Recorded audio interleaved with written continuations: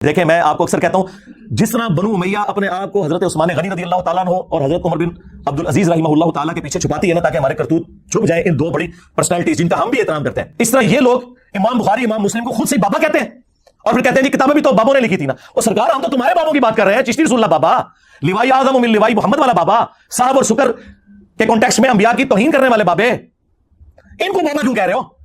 ये अगर बाबे होते तो इनकी किताबें नहीं आ रखी होती। इन बाबों को हम भी मानते हैं, हम उन बाबों को मानते हैं जो किताबों को मानते हैं, जो अपने नबी के गद्दार हैं, उन बाबों को नहीं मानते। इनके पीछे क्यों छुप रहे हो?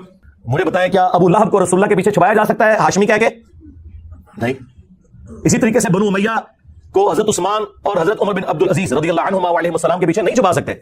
और इसी तरीके से इमाम बुखारी और इमाम मुस्लिम, इमाम तिरमिज़ी, इमाम अबू दाऊद रहमहुल्लाह अजमाइन व रज़ियल्लाहु अन्हुम अजमाइन व अलैहिमुस्सलाम अजमाइन, इनके पीछे तुम अपने बाबों को नहीं छुपा सकते जिन्होंने अपने नामों के कलमे पढ़ाए, जिन्होंने रसूलुल्लाह की शान में गुस्ताखियां की और अपनी तालीमात जारी की। को बात करने वाली करो।